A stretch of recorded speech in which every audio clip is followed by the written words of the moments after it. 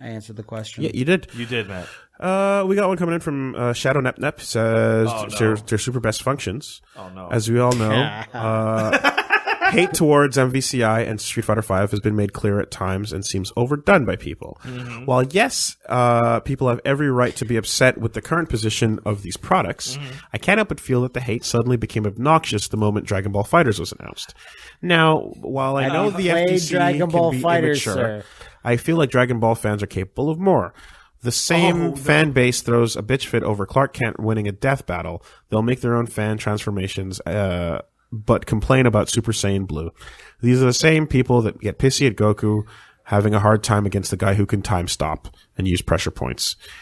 Are you experts in being accused, as you are experts in being accused of shilling, do you think that accusations towards certain people like L.I. Joe, Wong, F-Champ, and such are warranted, or do you think they are loud Dragon Ball fans? Maybe typical FGC shit. I hope you can explain to me better, since I'm just a KI fan that's distracted by the new colors Omen got. I need to know what the accusation is. Listen, Shadow Nep Nep, you're all over the place. You're saying a whole lot of crazy things.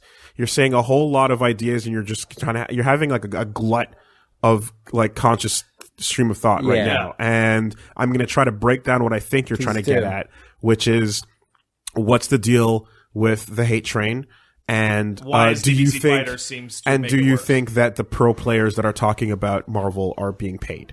And is that a serious accusation? People are I've never heard this. People are saying that. That is ridiculous. Right? So the idea that that's where that okay. So one, it's the internet. Cynicism is the default emotion, right? Yes. Two, people enjoy being upset at things. Yeah. Three, they revel in it. I think that your assumption that it's DBZ fans that are harping on Marvel Infinite and Street Fighter V is wildly simplistic and narrow-minded. I think more than anything, general Street Fighter and Marvel fans are the ones shitting on those games. So you have to look at the timeline here, sir, and realize that so Dragon Ball fans just love Dragon Ball. That's the end of it. So they're crazy. Bringing that into the equation is a ridiculous thing that has nothing to do with what you're trying to talk about here. So that was already kind of silly. But the timeline is people were already a bit lukewarm on Marvel, but all right, it's the new Marvel game, we're going to play it. And Dragon Ball created such a contrast with hype and it literally filled in the blanks that Marvel Infinite was we're back to 2-on-2, even though that was a Marvel staple in the games beforehand. Nothing functionally about it is a problem. It really is just coming. It's not about the function. So what I'm saying, it's not about the function exactly. I'm saying that the way the mood was perfect. That an awesome thing like Dragon Ball coming out would turn the fucking ship over, and make everyone go, holy fuck, yeah, we don't need to play this. We've got something way better coming down on the line. I think there's some people that are like that. And look, I think that this thing actually cares about its characters. And that's it. And so the mistakes suddenly became they went from being ugh, god damn it, to fuck that bullshit, I got something better. Because the moment you have something better, that's that feeling is going to permeate every announcement. It goes along with a lot of things we've been saying about Marvel Infinite. It's the roster and the way they've shown off stuff. It's nothing is exciting. Nothing's really exciting. Fun. Man. Nothing's woo! There's no holy shit announcements at all. The biggest one was X. Dragon Ball Fighters, they announced. I said on Twitter, I'd rather Hagar not be in it. I said that on Twitter. Well, the fact that there's a trailer with 4 characters that have all existed previously shows you how wrong they're handling this. Yes. Yeah, it's a trailer with not a single reveal at the end. Because, again, think about if you're going to do it this way because of budget and practical reasons, Smash Brothers has the whole old roster, maybe a few changes here and there, but for the most part, it's all there. They don't acknowledge it. They go, that's all there. That's not the point. Yeah. Take a look at fucking Sonic or whatever. Well, they don't have enough new blood in this roster. Exactly. So all that to say that it's completely understandable how the reaction is playing out, and I think you're going way too far on that side. I don't think that it's unwarranted with how excited people are for Dragon Ball, that they're looking at Marvel and they're looking at Street Fighter V and going, we want better from Capcom. Generally, like Dragon Ball is an all new thing. Like we had these standard Dragon Ball games are coming out like every year, and this one is like vastly different, plays much more to the fighting game crowd, and is like new. At the same time, every stance on the internet gets driven to the extremes, so there's always going to be people that get to the point of ridiculousness, such as those who are like, yeah, these top players guys are getting paid behind the scenes to hype up the game. That's absurd. Ridiculous. Absurd. That is absolutely like you're out of touch with reality. There's one high-end player being paid to hype these games, and his name is Pete Rosas. Combo Fiend, and he works for Capcom.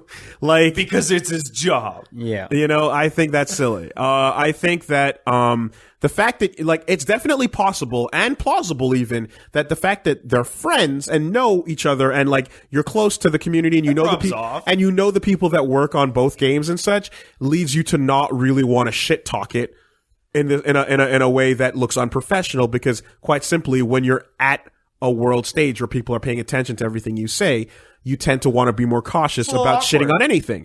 It's way easier and more friendly and PR friendly to be positive about things most of the time than it is to be negative and then cynical and then kind of possibly shoot yourself in the foot in some way or whatever the case may be. FGC, man, it's gotta be. Yeah, good. but it's like Occam's razor here is just, when you're a public figure, shit talking things is probably not in your best interest, in the same way that actors all say that this guy was the best person to work with. He's so nice. So when you see an actor trash a movie director, they have made peace with the fact that I'm never going to work on a project of theirs. And that's pretty much fine. Ever. Exactly. I'm good with burning that bridge forever. You know? So it's not to say that, there isn't necessarily going to be a bias when people are like closer to the project than than the average consumer is. But it's more likely to be positive than negative. Yeah, and you know, the idea that's like, no, you're on the take is like, get the fuck. The idea that you have to pay someone to shit talk the way Marvel's being handled is ridiculous. You know, like it's It's been handled poorly. And Street Fighter V has also had some rocky moments. And I mean, you look at like some of the trailer reveals. Like I'm just at a glance, I'm going to grab Jubei versus Abigail. What's that new thing that's like Ibuki's trailer mouse cursor scene during the trailer? Oh no! So, but let's take Abigail versus Jubei's reveals. Right? They got similar reveals at the end of trailers. Yada yada yada. Right? And Jubei was a long-standing character that everybody wanted. That reminds me of something. That had a design that wasn't really common in that game. Abigail was no one. Brand new character who had a design that, let's be honest, most people aren't going to like, but they also screwed up his trailer. Yeah. Like they straight up. He looks way more normal. Screwed up his trailer. In the WSO sessions video. Like that character's probably going to be fun, and that character's probably going to be good for Street Fighter V, but that doesn't change the fact that it's easy to shit on him because they fucked it up. And they showed him bad. Mm-hmm. Yeah. So and a lot of Marvel's enhanced negativity is also splashing on SF5, which already had some of its own. And again, default emotion, right? Cynicism. It's fun. Get on that hate train, right? That's what people generally do. But regardless of that, it's very naive and silly to think that like the excitement people have for Dragon Ball is like therefore like getting or rather is getting out of hand when it comes to like the level of hate that Capcom's getting on this stuff, because at the end of the day, people want better of this product. The reason why Capcom's getting hate is because Capcom ruled the roost for fighting games for so long. Yeah. And you deserve better than this. And they have a microscope over them, rather as the other guys don't. And it's not like it's unclear what they should be doing better. The slam dunks are obvious, and they're not doing them. In the same way that voice chat with Nintendo. Is there any? It's obvious what the right move is, and they're not doing it. Is there any so that's why they're taking video that tells people what Capcom is and isn't doing right with Marvel? Is perhaps Armchair CEO. I played Marvel vs. Capcom Infinite, available on Woollyversus. Oh my god, that's a good, wow. That's wow. You know, because I feel this feeds a lot into probably a lot of your points in that. Yeah, but yeah, no, and on the same token, like we will always have that KI Shillbucks check. Oh yeah, that money. That money's still coming in. You're right, yeah, because that's how, like, when people go to the extremes, they legitimately believe to themselves, I don't know why these guys don't hate it as much as I do. Because I hate it a lot. And the Xbox is a garbage system, so there's no reason for them to be excited about this game. I haven't played this game. But there's no reason for them to be excited,